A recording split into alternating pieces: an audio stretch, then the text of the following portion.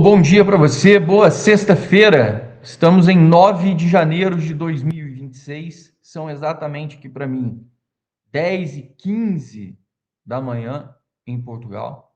Deve ser aí para você quando você estiver começando a assistir esse vídeo um pouquinho depois, porque como falei para vocês, agora farei as gravações dos vídeos para focar mais nas notícias, para focar mais nas informações e principalmente para poder me dedicar mais às questões de apuração e principalmente ao combate aos detratores, as pessoas que realmente aí estão achando que a vida não tem freio, achando que as coisas não têm lei, achando que não existe punição, que não existe consequência para os atos. Como eu tinha falado para vocês recentemente, eu coloquei um corpo jurídico agora em cima de alguns assuntos, porque as pessoas começaram a achar que a vida é uma farra e que dá para sair atacando todo mundo, dá para sair acusando as pessoas sem provas, dá para sair tentando destruir a honra de pessoas, dá para tá achando que dá para fazer acusações, que dá para fazer as coisas e depois ficar por isso mesmo.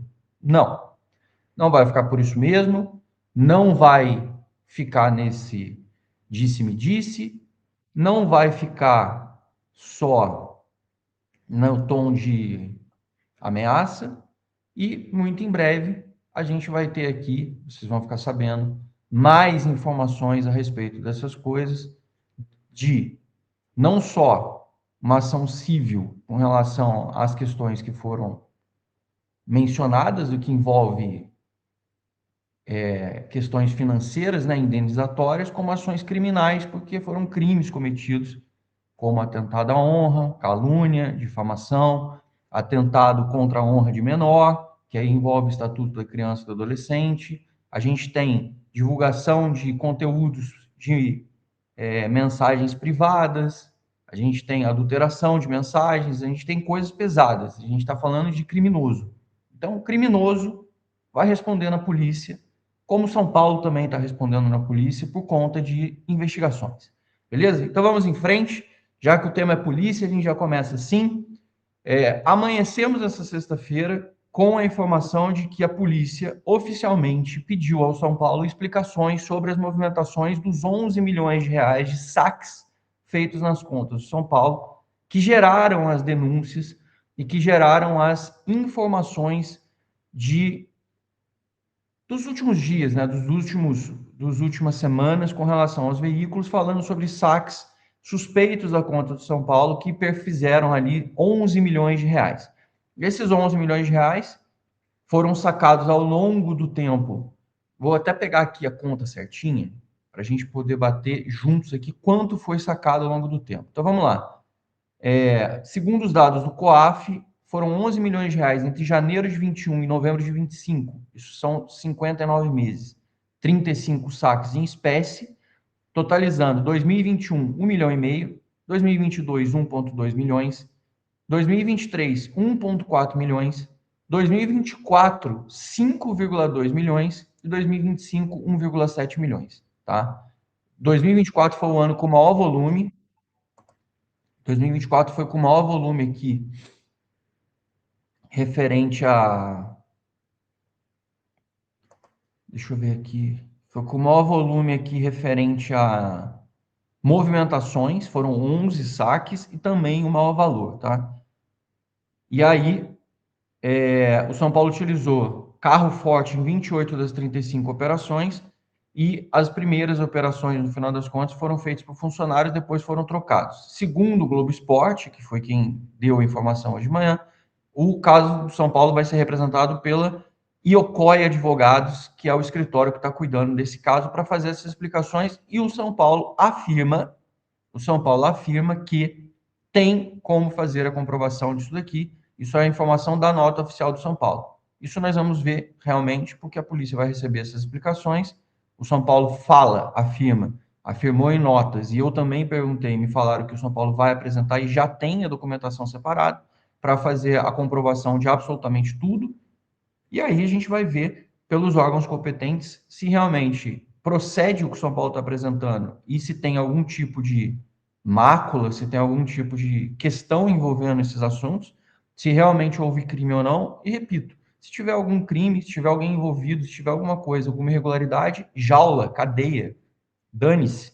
Não importa quem esteja envolvido, seja do presidente a algum funcionário, não me importa. Tem algum tipo de dano, tem algum tipo de problema, algum tipo de. Não sei quais são as palavras certas, mas qualquer tipo de prejuízo, acho que é a palavra certa, aos cofres do São Paulo, confirmadamente, é punição, e a instituição tem que entrar com uma ação depois contra a pessoa para tentar reaver o dinheiro que foi subtraído. A gente está falando de 11 milhões de reais, sendo que a gente está falando de um clube de 22 milhões de torcedores que não tem nenhum real para fazer contratação de jogadores nas janelas. A gente passa aí a pão e água nas janelas, a míngua, tá? A gente fica na míngua na janela de transferências e a gente não tem nenhuma condição de viver desse jeito, porque a gente fica contando dinheiro e aí fica com essa preocupação, com esse sentimento de que estão subtraindo dinheiro do clube. Agora, a polícia está pegando essa lista, está com a lista da COAF, que é o órgão que regula e fez a comunicação de movimentações suspeitas, e também tem a lista das movimentações das contas dos dirigentes do São Paulo. Então está aí a informação dada hoje de manhã pelo Globo Esporte, que a polícia efetivamente fez o pedido da explicação do São Paulo de forma oficial agora. A investigação está em andamento e a gente vai acompanhar os próximos passos. Em paralelo a isso, ontem à noite, o Estadão lançou uma matéria que, desta vez, tratava especificamente do envolvimento, ou suposto envolvimento de Carlos Belmonte, do Nelsinho, que era diretor adjunto estatutário de futebol de São Paulo, e também mencionando o Rui Costa, que é o atual diretor de futebol de São Paulo. Todos eles emitiram nota para o Estadão e todos eles também se manifestaram. E eu farei agora como eu fiz nas outras matérias. Eu lerei aqui para você poder acompanhar na íntegra o que está sendo dito e a gente vai ver o que eles também comentaram a respeito disso, porque desta vez ampliou o leque de pessoas com relação a isso. Vou aumentar a tela aqui, você vai ouvir só a minha voz e vai ler aqui comigo para você entender o que é que está se tratando a matéria. Então está aqui a matéria publicada no blog do São Paulo, que é de autoria do Estadão, e a gente vai ler aqui agora referente a isso, tá? Então está aqui.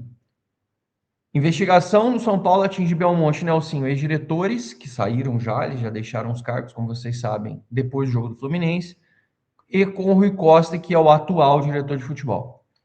Então a gente segue aqui. Em matéria para o Estadão, a investigação que até então só mencionava o presidente Júlio Casares, agora atingiu Belmonte, Nelsinho, ex-diretores, e Rui Costa, atual diretor de futebol. Abre aspas, a matéria do Estadão. Polícia investiga parceiros de logística de 25 clubes em suposto esquema criminoso no São Paulo. Título pesado, título do Estadão. Inquérito apura supostos desvios a partir de acordo com a empresa Offside e mira diretores. Todos envolvidos negam irregularidades. Então vamos à matéria. A Offside, empresa responsável pela logística em jogos de times da Série A, é apontada como possível laranja no inquérito da Polícia Civil, que investiga um suposto esquema de desvio de dinheiro no São Paulo.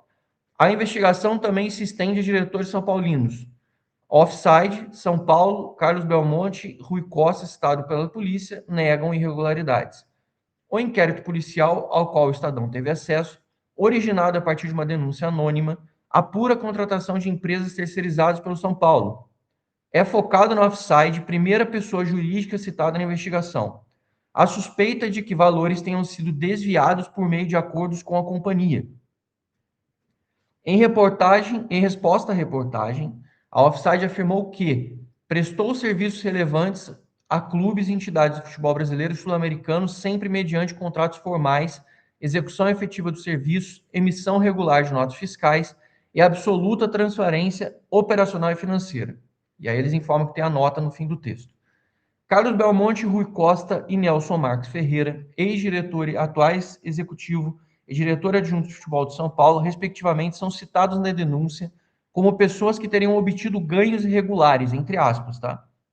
Por meio do São Paulo, mesmo que a Offside trabalhe com o clube há 20 anos. O inquérito levantou empreendimentos nos quais Carlos Belmonte tem participação, e fez um perfil profissional de Rui Costa. Os fatos antes nebulosos ganharam contornos de um aparente esquema criminoso, conclui o delegado Tiago Fernandes Correia, da Terceira Divisão de Investigações sobre Crimes contra a Administração e Combate à Lavagem de Dinheiro, o DICA. A arquitetura dos fatos sinaliza para a existência de uma engrenagem delitiva, completa o delegado, citando que é um mosaico que indica que o clube pode ter sistematicamente lesado, pode ter sido sistematicamente lesado. A defesa de Rui Costa, representada pelo advogado José Roberto Soares Lourenço, informou que, entre sexta-feira e segunda-feira, vai elaborar uma petição solicitando acesso aos autos do inquérito.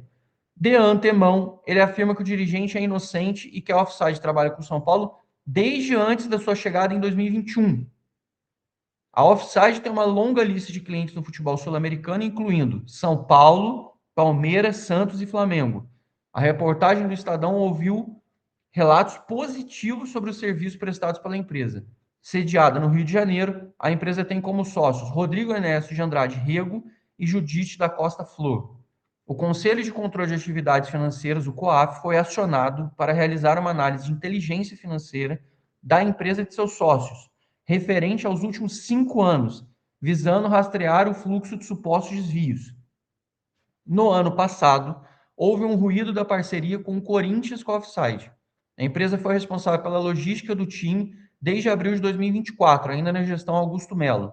Um contrato seria firmado para consolidar a parceria, mas a pressão pelo Conselho de Orientação impediu o acordo. O motivo do rompimento no Corinthians foi uma suposta irregularidade interna no processo de contratação. O clube não teria apresentado 3 orçamentos obrigatórios para o serviço e não teria sido feita análise pelo setor de compliance. Depois, a companhia voltou a prestar serviço aos clubes, mas sem um acordo fixo, como chegou a ser previsto anteriormente. Na final da Copa do Brasil, por exemplo, a Offside foi responsável pela logística do Corinthians no Rio de Janeiro. Ou seja, é uma empresa que está prestando serviço, inclusive, para clubes do futebol brasileiro, inclusive, como falou agora na final do Copa do Brasil com o Corinthians. Aí, o posicionamento oficial da Offside para o Estadão. A Offside Logística Esportiva atua no mercado de logística esportiva desde o ano de 2000, acumulando mais de 25 anos de atuação pautada pela idoneidade, profissionalismo e estrito cumprimento das normas legais e institucionais. Ao longo desse período, a empresa prestou serviço a relevantes clubes e entidades de futebol brasileiro e sul-americano, sempre mediante contratos formais, execução efetiva de serviço, emissão regular de notas fiscais e absoluta transparência operacional e financeira. Sua atuação é exclusivamente voltada à logística terrestre, não realizando operações financeiras ou qualquer intermediação fora do escopo técnico de seu serviço. A Offside atende o São Paulo há mais de 20 anos. Gente, vou fazer uma pausa aqui. 20 anos, a gente está falando que desde a gestão de Marcelo Portugal Gouveia, passando por Juvenal Juvencio, passando por Carlos Miguel Aidar, passando por Leco e agora por Júlio Casares, ela atende o São Paulo. Só para a gente fazer esse parênteses. Há mais de 20 anos, em relação à relação profissional contínua, baseada em critérios técnicos, planejamento operacional e rigoroso cumprimento das obrigações legais e contratuais, sem jamais ter sido envolvido em práticas irregulares ou conduta questionada por autoridades ou parceiros institucionais. Caso exista qualquer investigação ou solicitação de informações por órgãos de controle, a empresa recebe tais iniciativas com absoluta tranquilidade, certa de que a apuração confirmará a lisura da sua atuação e inexistência de repasse de dirigentes ou práticas ilegais. A nota assinada por Rodrigo Ernesto, CEO da Offside Logística Esportiva. Aí vem o posicionamento do São Paulo. Abre aspas. O clube informa que a empresa Offside Logística Esportiva Limitada foi eventualmente contratada para a prestação de serviços pontuais de logística esportiva, conforme demandas específicas, sem a existência de contrato continuado ou relação de exclusividade. As contratações ocorreram de forma individualizada e sob demanda, sendo os serviços devidamente executados e formalizados por meio de emissão de notas fiscais, em conformidade com os procedimentos internos e legislação aplicável. Ressalta-se ainda que não foi identificada qualquer irregularidade nas contratações ou nos serviços prestados. Nota fiscal de Rui Costa, abre aspas. A defesa de Rui Costa dos Santos, representada pelo advogado José Roberto Soares Lourenço, informa que, teve conhecimento da existência de inquérito policial envolvendo a sua atuação no São Paulo Futebol Clube. Contudo, até o momento não obteve acesso à íntegra do procedimento. Sendo assim, oportunamente, prestará esclarecimento acerca do seu conteúdo, fornecendo às autoridades competentes todos os elementos necessários à comprovação de sua inocência e da ausência de qualquer irregularidade no exercício de sua função. Nota do Belmonte. Abre aspas. O escritório Cavalcante Sion Advogados, na condição de defesa técnica de Carlos Belmonte, vem a público manifestar o seu mais profundo repúdio ao teor das especulações baseadas em denúncia anônima e apócrifa. É inaceitável que acusações desprovidas de qualquer lastro probatório ou fundamento mínimo sejam utilizadas para tentar macular uma honra construída ao longo de décadas. Denúncias anônimas, por naturezas vazias, não podem servir de instrumento para a criação de narrativas fantasiosas. Causa estranheza, mas não a surpresa, que tais alegações tenham surgido precisamente no momento em que Carlos Belmonte decidiu se afastar dos quadros do clube e manifestar seu desejo de possivelmente concorrer à presidência do São Paulo Futebol Clube em 2026. O uso do aparato investigativo como ferramenta de perseguição política é um ataque não apenas ao cliente, mas à própria democracia institucional do clube. Esta defesa confia no trabalho das autoridades, que certamente irá confirmar a inconsistência da denúncia em relação ao seu cliente, que tem em seu currículo mais de uma década de dedicação ao São Paulo Futebol Clube, seu time de coração. Tá aí para vocês a nota, então, do Belmonte, fechando esta matéria, que é uma matéria ampla, longa, também como as outras todas, como deve ser mesmo, até porque você envolve multipartes, né? E você tem essas informações todas referentes a todos os dirigentes do São Paulo nesta questão específica agora da offside. Na questão da offside, não houve, pelo menos aqui nessa nota, menção ao presidente Júlio Casares. A questão do Júlio Casares fica ainda vinculada à questão dos saques relacionados à COAF e as movimentações na sua conta pessoal, que, segundo até o próprio Pedro Lopes, que é o autor da matéria do UOL, que vem fazendo várias denúncias, etc., o Pedro Lopes, nas suas redes sociais, falou o seguinte, deixa eu pegar aqui até para a gente poder ler exatamente as coisas, para a gente poder ter das informações corretas. O Pedro Lopes, na sua rede social, recentemente, falou o seguinte, que é referente a isso. Ele colocou aqui, importante, os 125 milhões que aparecem na investigação do São Paulo não são movimentações financeiras entre Mara Casares e sua família. São 3 operações financeiras que foram registradas em cartório e que têm como parte também o São Paulo. É preciso cuidado com as informações. Isso aqui tá no... Deixa eu botar isso aqui no... Quero botar isso aqui no ar aqui para vocês verem que eu estou lendo diretamente da rede social dele. Para não parecer que eu estou lendo alguma coisa que não seja exatamente o que está lá. Deixa eu ver se aparece aqui, ó. Tá aqui. Vou ampliar a tela. Isso aqui é o Twitter, ou X, como queira, do Pedro Lopes. Estou aqui compartilhando a tela com vocês, para vocês verem que a gente está mostrando as matérias e está mostrando exatamente a procedência. Então, não estou lendo o que eu quero ler. Ah, o Zanqueta está lá lendo alguma coisa lá que eu não sei nem o que é. Não, está aqui, ó. Está na rede social Pedro Lopes. Você pode ir lá acompanhar você mesmo e tomar suas próprias conclusões também. Então, o Pedro Lopes falou isso aí que eu falei a respeito dos 125 milhões. Aí ele continua no fio dele. Não faria sentido que alguém movimentasse 125 milhões, sendo que o recebimento de 1,5 milhão em depósitos foram fracionados. Registro em cartório também torna improvável que sejam operações obscuras ou suspeitas. Isso são falas dele, dizendo que é improvável que sejam operações obscuras ou suspeitas. Podem, talvez, mostrar pouco profissionalismo na divisão de pessoa física e pessoa jurídica no clube. Tá? Isso aqui é a fala dele. E aí, ele fala numa outra nota aqui o seguinte: o advogado Bruno Borragini, da defesa de Júlio Casares, afirma que os 125 milhões que aparecem na investigação do São Paulo são de 3 empréstimos contraídos pelo clube e que tem Júlio Casares como pessoa física e outros diretores como garantidores por exigência bancária.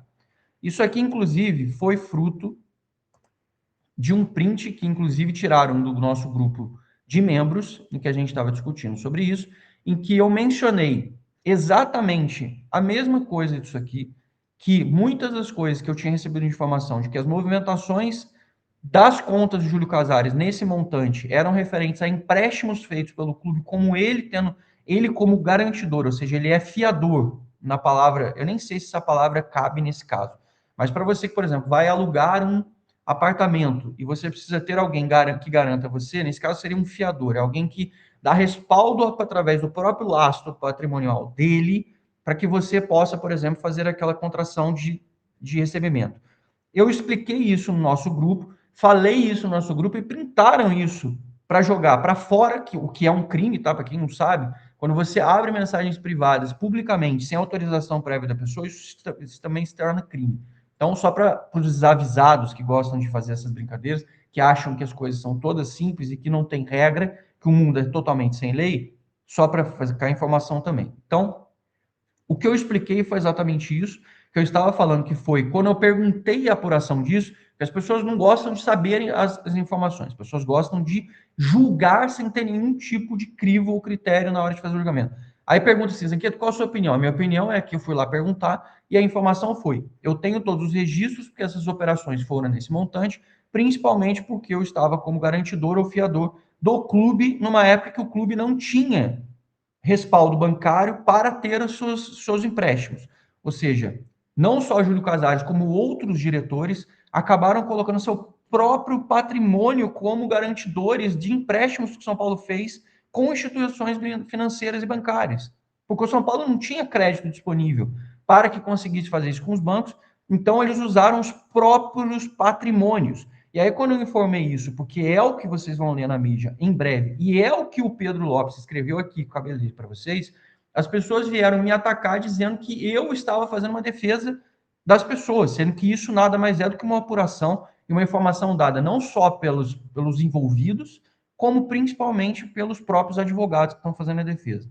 Então, da minha parte, como você que me acompanha aqui sempre, você vai ver que o que eu estou falando é uma informação puramente técnica, com base na defesa feita pelas pessoas e com base nos fatos apresentados pelo próprio UOL e pelo próprio GE, falando sobre a movimentação das contas. E o próprio autor da matéria feita sobre isso faz um esclarecimento a respeito disso, porque tinha muita gente confundindo, achando que 125 milhões de reais foram movimentados entre o núcleo familiar, que tinha sido feito entre o núcleo familiar do próprio Júlio Casares. Isso não se trata de defesa, isso se trata de você dar luz aos fatos e a polícia depois vai fazer o cruzamento dos dados. A justiça vai avaliar com relação a isso e as investigações estão correndo. Você querer que o Júlio Casares seja afastado e a gente achar, como eu já falei aqui em vídeo, que eu acho que o correto, as pessoas falam assim, qual a sua opinião? O correto, na minha opinião, seria um afastamento para que se produzisse a defesa, para que se cuidasse da vida pessoal, para que não se misturasse a questão da instituição e não trouxesse prejuízo à instituição de estar no cargo respondendo por uma coisa que gera suspeitas, que gera indícios. No caso do Belmonte, por exemplo, e do Nelsinho, que a gente leu a matéria agora anteriormente, a gente está falando de duas pessoas que já não estão no clube. Como fica o Rui Costa, que está lá fazendo as atuações? Imagina se você tiver que fazer uma contratação de logística e nos próximos 30 dias a gente só vai jogar dentro do estado de São Paulo. Mas em fevereiro a gente provavelmente vai fazer viagem. Quem vai trabalhar com a logística de São Paulo? Ah, Zanqueta, tem outras empresas, sim, mas a Offside não é uma empresa boa? Tem que parar para perguntar isso também. Então, assim, tem realmente regularidade? Tem alguma coisa de errado? Tem alguma consistência? Segundo o que o Estadão colocou, na análise do delegado, tem consistência nas investigações de que tem algum problema. Na resposta dos acusados do São Paulo, da empresa e dos envolvidos, eles dizem que não tem absolutamente nada. E agora? Agora vai rolar a investigação, essa investigação vai ser ampliada. Eu não entendi direito, só o seguinte: a investigação antes, o delegado Tiago, até então, ele não dava entrevistas e não falava a respeito do caso. Neste caso específico, ele deu, ou eu não sei se exatamente declarações ou se eles tiveram acesso ao processo em que o delegado fala sobre isso. Agora, até então eu tinha entendido que estava rolando sobre que eles tinham pedido segredo de justiça, mas está vazando a porra toda, né? Enfim, o lado bom da história é que a gente não vai ficar no escuro. O lado ruim da história é que as coisas vazam sem que a gente tenha a apuração final para a gente saber se realmente as pessoas envolvidas têm alguma coisa que realmente tem alguma mácula ou se não tem alguma coisa referente a isso. O fato é que é mais um episódio triste, é mais uma notícia que acaba surgindo com referência a isso. Eu lembro para vocês que em vídeo, como eu tinha falado para vocês, que eu tinha ficado sabendo que tinham pessoas envolvidas, pessoas que eu estava sabendo que estavam envolvidas, que não estavam mais no clube, era relacionado a este assunto específico, quando tinham mencionado, e agora a coisa surgiu no Estadão ontem, com essa mesma menção, e a gente lê a matéria na íntegra para não dar distorção e nem interpretações referentes a isso. Beleza? Então, fechando aqui as informações que saíram na mídia, que a gente deixa você ciente do que está rolando, as investigações correm ainda, a gente agora vai falar especificamente sobre o que rolou ontem na mídia e no clube, antes de falar sobre o mercado da bola e sobre treinamentos, etc., que a gente fala já já, sobre o que rolou ontem da bagunça que foi a duplicidade ou a dubiedade do nosso estatuto, que eu achei assim, é um negócio completamente lamentável. Eu conversei com algumas pessoas ontem a respeito disso e me disseram que lá na mudança do estatuto, quando o Leco estava no poder, que já tinha meio que guerras, assim, né? Já tinha meio que conflitos políticos. O Leco também já passava uma certa instabilidade. Quando foi mudado o estatuto, alguém, e aí eu também estou te falando para vocês com base no que eu ouvi, alguém já tinha pensado e falado assim, olha, vamos deixar aqui desse jeito escrita a redação, porque fica sempre uma carta na manga de, por um acaso, se alguém quiser meter um impeachment em você, no presidente, ou para o Leco, etc., tal como foi na época, você sempre tem uma carta na manga. E aí criaram a forma da redação desse jeito, sempre com essa cartinha na manga, guardadinha, assim. Carta na manga é um termo de tipo mágico, né? Que você tira aquela carta e faz. E você puxa na hora de uma necessidade. E ela foi puxada agora, depois de anos, depois que o estatuto foi alterado. Se não me engano, se foi 16 ou 17, que teve uma alteração estatutária. E essa duplicidade, como estão chamando, né, na parte jurídica, de que você deixa a situação de redação de um artigo em relação ao outro, deixando conflitante e, segundo o direito, isso aprendi ontem também, não sou advogado, que se você tem duas cláusulas conflitantes, você tem dois artigos conflitantes, vale sempre no direito o que é benéfico ao réu. Então, neste caso, o Júlio Casares entrou com uma petição para o presidente do Conselho Deliberativo para avaliação disso e, na análise do estatuto, ficou configurada de que, ao invés de 171 votos, serão necessários 191 votos. Ou seja, agora aumentaram 20 votos de conselheiros, uma coisa que já era complexa de você somar para a votação, porque a votação, repito, ela foi configurada e foi confirmada para o dia 16 agora, vai ser sexta-feira, dia 16, na semana que vem, de noite, com votação presencial na capital paulista, sendo que a gente tem muitas pessoas, muitos conselheiros, informando que estão fora. E repito assim, nomes como, por exemplo, Vinícius Pinotti me disse que está na Ásia e só volta no dia 24 ou dia 26. O Marco Aurélio Cunha está de quarentena, não pode votar, porque ele voltou agora recentemente de licença. Eu vi nas redes sociais do Mário Ferrari, por exemplo, que é conselheiro, que também não vai estar presente, também vai estar fora. Então, você vai começando a somar uma série de casos, estou dando alguns exemplos para vocês, podia dar vários, de pessoas que estavam fora, que foram viajar, que não estariam presentes, não estaria presencialmente em São Paulo, que também não vão poder nem votar. Então, se a pessoa não vota, tá? Isso é importante. Se a pessoa não vota, é como se estivesse, de alguma forma, não contribuindo com o impeachment. Mesmo que ela quisesse votar a favor do impeachment, ela não estando presente, o voto não conta e pode ter 190 a 0. Se não tendo 191, você não configura. Moralmente tem um impacto? Tem, óbvio que tem moralmente um impacto. Como tem também a questão de você estar sendo investigado enquanto você está no cargo. Mas do ponto de vista técnico, do ponto de vista jurídico, prático, Júlio Casares, se não receber 191 votos, continua no cargo e o processo de impeachment é extinto logo na sequência, com relação aos próximos fatos e vai continuar na cadeira de presidente, como vocês bem sabem, conforme o seu estatuto. Então, os artigos que foram conflitantes foi o artigo 58 do Estatuto Social do Clube e tinha a regra do artigo 112, que era o que estava sendo pleiteado, que valiam 170 votos. Então, de 171 votos, passaram para 191. Então, o artigo 58 bate e conflita com o artigo 112. Isso é uma vergonha completa, tá? Isso aqui é um absurdo. A gente está falando de estatuto, é uma vergonha, assim, é um negócio inacreditável. Aí, quando eu falo aqui para vocês, consistentemente, já tem meses que eu estou falando para vocês, que o sistema do São Paulo está falido, e não se trata de você acreditar mais em X ou Y ou Z ou W, não se trata de quem vai ser o próximo presidente. O sistema político do São Paulo está fadado à destruição. O sistema político do São Paulo, ele não permite que exista uma relação saudável e que permita uma gestão decente, porque você, obrigatoriamente, você tem que fazer uma série de concessões, alianças, apertos de mão. Eu sempre repito isso para vocês, porque é a mesma coisa de você botar um alguém para trabalhar no legislativo no executivo em Brasília. Você sabe disso, o cara vai falar, vou fazer uma aprovação de um projeto. O cara, antes de aprovar o próprio projeto, ele tem que abraçar um monte de outros, ele tem que fazer uma série de outras concessões, tem que estar lá no meio de um monte de outras pessoas para conseguir fazer alguma coisa. Isso é amplamente divulgado, isso é o jogo da política.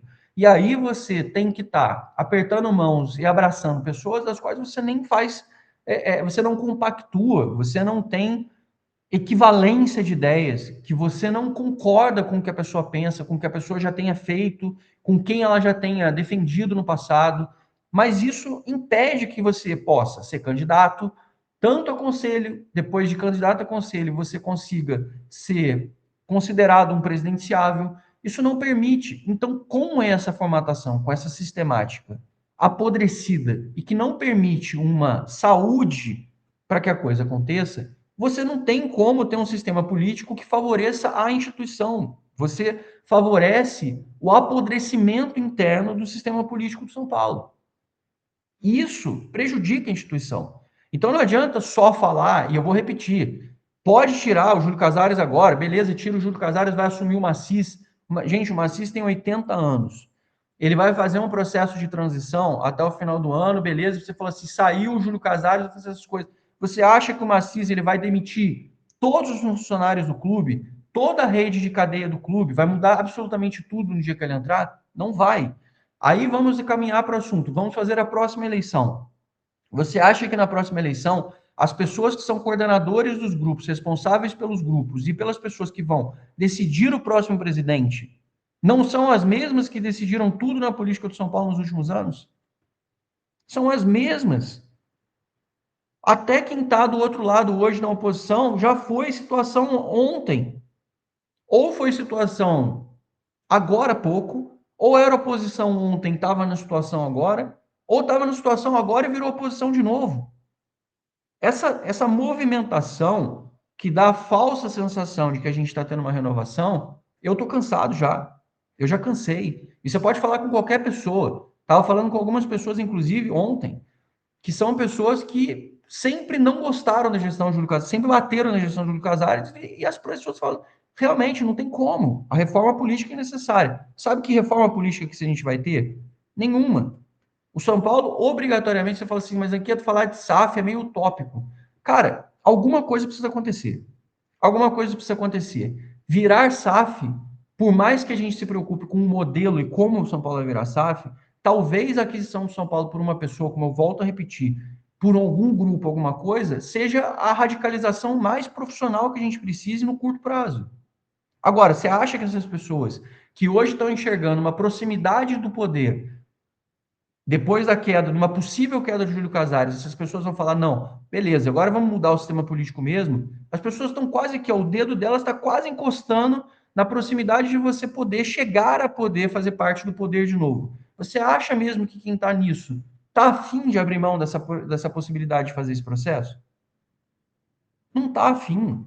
Tanto que as conversas que você mais ouve é: não, SAF, calma aí, dá para a gente fazer uma reviravolta política no clube, a gente pode fazer uma transformação, a gente pode fazer. Gente, não pode. Eu estou aqui falando para vocês já faz desde a eliminação da LDU que o São Paulo teve. Eu falei para vocês, eu lavo as minhas mãos com o sistema político do São Paulo. Não importa quem seja candidato, não importa nome, sobrenome, o que faça, não tenho nada a ver ou contra ou a favor da pessoa. Eu só simplesmente não acredito que a pessoa vai ter a mínima capacidade de fazer alguma coisa diferente, porque lá na frente a gente vai ver o mesmo processo, o ciclo vicioso e apodrecimento interno. O São Paulo se apodrece por dentro, porque para manter a governabilidade você precisa ter aliança com as pessoas. No mínimo sinal de quebra de aliança com as pessoas, você perde a governabilidade. E as pessoas abandonam o barco como se nunca tivessem feito parte daquilo e tratam isso nas redes sociais e nas suas próprias coisas como se não fizesse. Eu, em nenhum momento, me eximi da responsabilidade de ter dito para vocês, inclusive, que eu, por muitas vezes, acreditei e fui incentivador de que as práticas da gestão de São Paulo atual fosse fazer alguma mudança no clube. A gente aumentou a nossa dívida e a gente está vivendo hoje uma chuva de problemas relacionados à justiça, à polícia. Não tem como eu falar assim, eu não falei nada a respeito. Sim, lá atrás, quando estava o Roberto Natel e o Júlio Casares, sim, eu encampei a campanha de Júlio Casares e achava que realmente ia ser a mudança significativa. Agora, também posso dizer para vocês o seguinte, não consigo voltar atrás e falar assim, não, devia ter apoiado o Roberto Natel. Não conseguia ver ele naquela época como a melhor opção para São Paulo. Em 2023 nem teve candidato. Não teve nem concorrente ao Júlio Casares. Então não tinha nem alguém para concorrer contra ele naquele momento. Não tinha. Foi candidato único. Já naquele momento ele foi candidato único. A coisa realmente começou a degringolar de vez de 2024 em diante. Tá? Então, assim, não adianta as pessoas falarem que elas não fazem parte, não, agora eu não tenho nada a ver com isso, não sei o quê. Todas as pessoas que estão hoje envolvidas, seja de um lado ou de outro, elas já tiveram, eu vou repetir para vocês, já tiveram passagens no clube. Zanqueto, vamos falar do Pinotti. O Pinotti já teve na gestão do Aidar, na gestão do Leco e na gestão do Casares. O Ferreira Alves, que é um outro nome que estava lá no Consultivo, votou a favor do Júlio Casares ter o parecer no Conselho Consultivo como impeachment. Ele já foi vice-presidente da gestão Leco e depois foi diretor adjunto de futebol. O Médicis, que é hoje um concorrente, já foi diretor da gestão Leco. Quem mais? Eles poderiam fazer melhores gestões caso eles assumissem o clube. Eu não estou dizendo que não. Poderiam ser muito melhores. A questão é, a gente não tem uma renovação política efetiva. É o que eu repito, não se trata de quem estará lá. Se trata do sistema político, porque para eles estarem lá, eles vão ter que conversar com pessoas das quais eles estavam discutindo ontem. Não tem como o cara governar ou ele para lá. Esse é o problema, então não se trata mais da pessoa. Para mim, entrou no descrédito completo e não dá mais para acreditar no sistema político do São Paulo. Eu prefiro acreditar que o São Paulo, através de um dono, a pessoa prense. Antes de pensar no São Paulo, ela prense no próprio bolso e no próprio negócio. Ela vai falar assim: então eu vou fazer meu negócio dar certo. Não importa. O cara não adianta ele pensar assim, não, eu vou fazer só por amor. Não. Quando o cara pensa no dinheiro dele, no patrimônio dele, no negócio dele, no poder, no status, essas coisas todas, tudo somado e é dele, de uma única pessoa ou de um único grupo, as pessoas sim começam a falar: eu vou lutar pelo que é meu. Porque nesse caso, o que é nosso, que seria o nosso clube, não está dando certo esse processo em que essas pessoas estão comandando. E muito por conta do sistema político. Muito por conta disso. Vamos em frente, fechando agora a parte de política do São Paulo.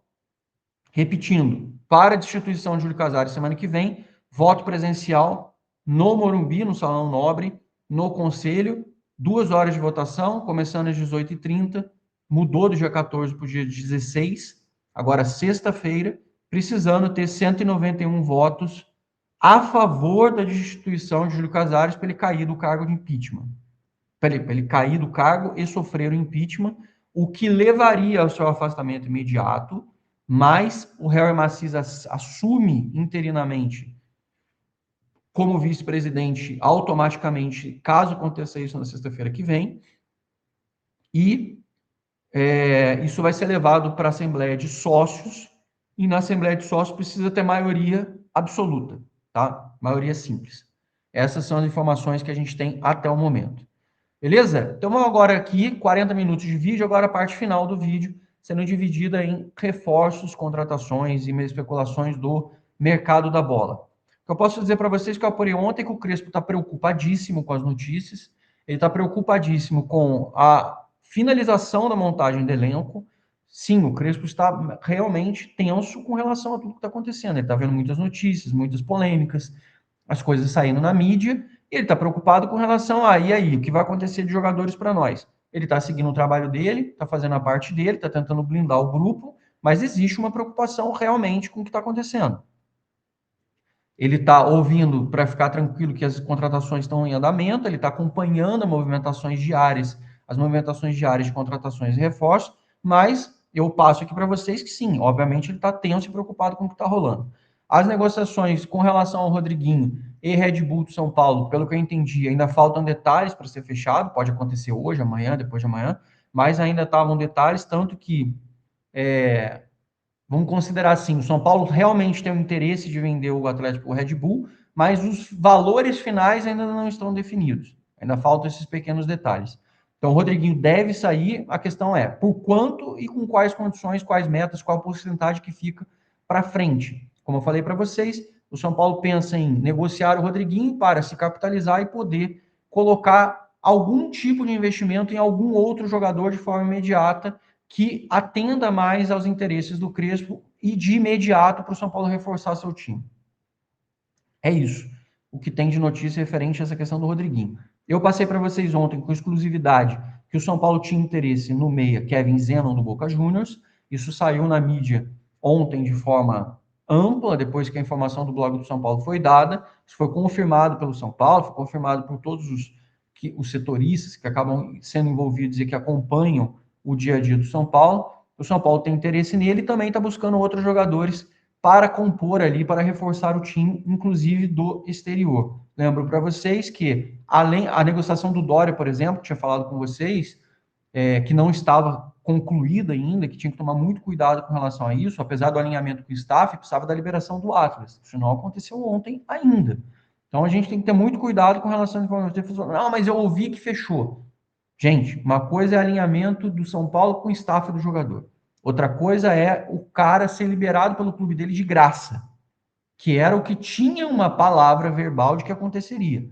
Então, assim, acontecer e não acontecer são coisas diferentes e tem uma distância do que vai acontecer e do que não vai acontecer.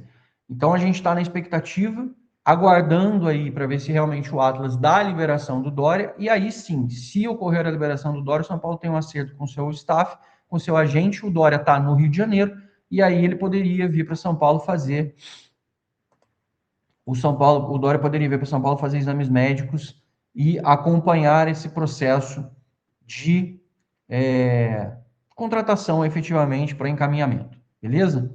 Então, a situação do Dória está assim, seria o quarto reforço do São Paulo, e aí o São Paulo trataria especificamente da contratação de volante, meio-campista e atacante, beleza? E aí, o meio-campista, como vocês sabem, está passando muito pelo Alan, que o Alan quer jogar no São Paulo. Sei que surge um monte de notícia, lê um monte de coisa, mas o que eu tenho de informação é que o Alan quer sim jogar no São Paulo. Os agentes, o staff dele já deram sinalização positiva para que ele jogasse no clube, e aí passa muito pelo que o Flamengo quer. Muita gente especulando, o Flamengo quer o Marcos Antônio, o Flamengo quer o Marcos Antônio, o Flamengo quer o Marcos Antônio, e eu perguntei ontem de novo para o São Paulo com referência a isso, e o São Paulo falou, nem chegou proposta do Flamengo para o Marcos Antônio, tá?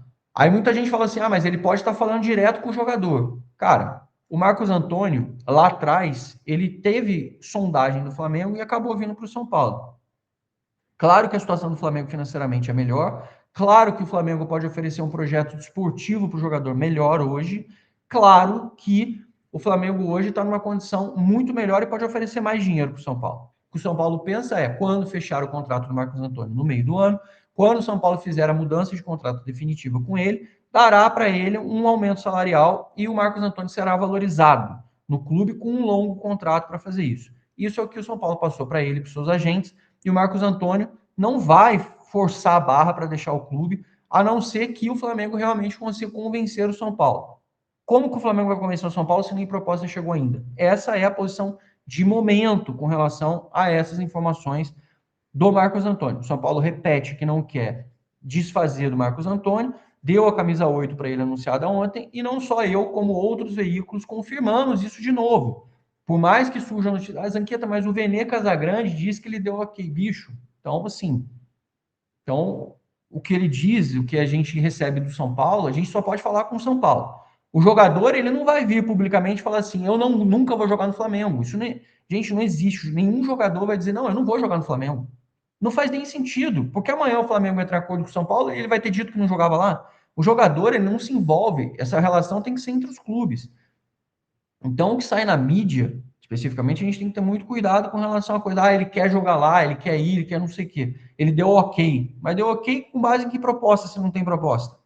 A proposta tem que ser feita. E outra coisa, o próprio Vene Casagrande, nas falas dele, e ele sim é muito bem informado pelo Flamengo, e sempre, tudo que ele fala normalmente acaba acontecendo. Neste caso específico, parece uma cavada.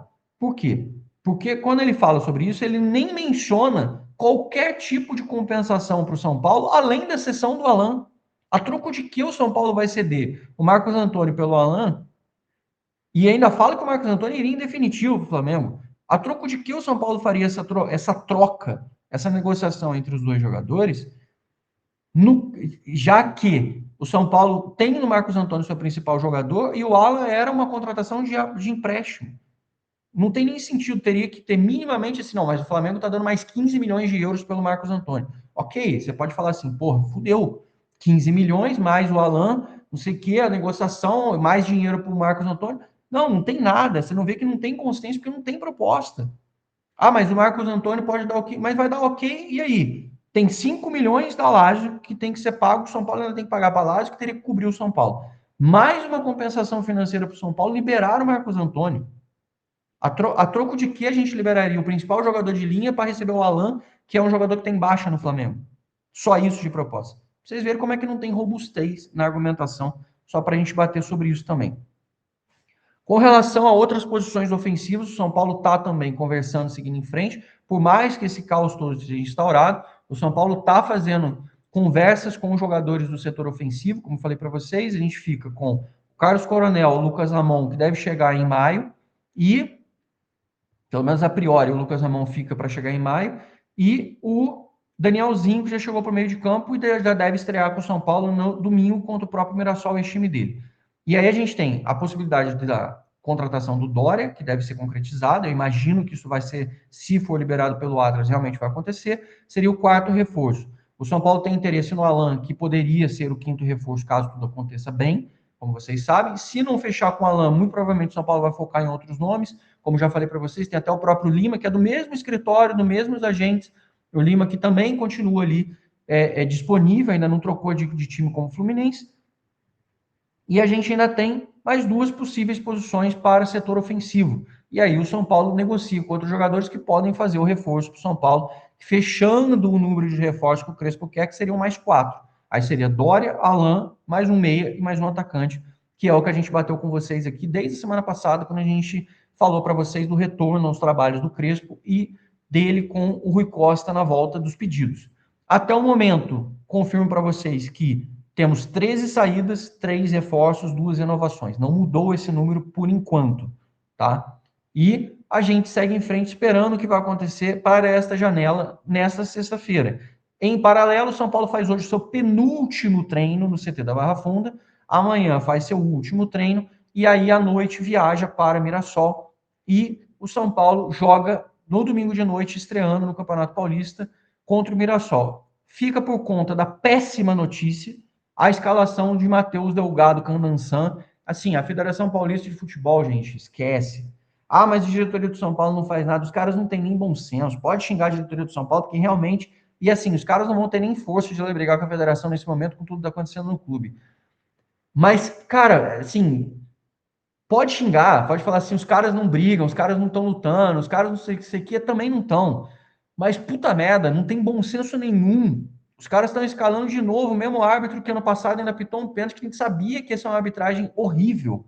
E os caras já iniciam 2026 com um cara que já teve polêmica com o São Paulo continuamente para estrear, para apitar o jogo de estreia do São Paulo lá em Mirassol, com um árbitro que já tem uma tendência e sempre tem um problema contra o São Paulo, sempre são decisões desfavoráveis, sempre decisões horríveis, sempre polêmicas. Os caras escalam o Matheus Delgado Candançan para apitar a estreia do São Paulo contra o Mirassol. É um negócio assim completamente bizarro. Não dá para ter esperança, expectativa de absolutamente nada no futebol brasileiro. Não adianta, você faz a expectativa, vai profissionalizar, vai botar impedimento semiautomático, as coisas estão melhorando, as coisas vão avançar. Cara, você olha o jogo da Copinha do Palmeiras, o gol que validaram do Palmeiras lá, nesses últimos dias da Copa São Paulo, você fala, meu Deus, o que está acontecendo? É de desanimar, é de desistir. Depois de um ano em que a arbitragem saiu extremamente suja e um campeonato só não foi mais manchado porque o Palmeiras perdeu o campeonato depois de ter sido tão beneficiado, a gente já começa 2026 do jeito que, assim, é um negócio inacreditável e bizarro, sabia? É um negócio fora do normal, essas coisas que estão acontecendo e tudo que está rolando aí, beleza? Então, é o que eu posso dizer para vocês, é só se lamentar, aguardar as novidades, acompanhar as novas expectativas e tudo que está rolando. E ao longo do dia, repito para vocês, no blog do São Paulo, além desse vídeo no YouTube que a gente faz atualizações para você e as explicações com relação a tudo, vocês vão ver a atualização diária ao longo do dia, on time no blog, no site, e vocês têm também a opção de entrar no grupo do nosso canal de membros para poder discutir, argumentar e botar as pautas lá para a gente poder falar e fazer os esclarecimentos de tudo que está rolando e o acompanhamento on time disso. Ah, Zanqueta, mas eu não tenho tempo, o grupo é muito movimentado, eu vou fazer essas coisas. Nós temos também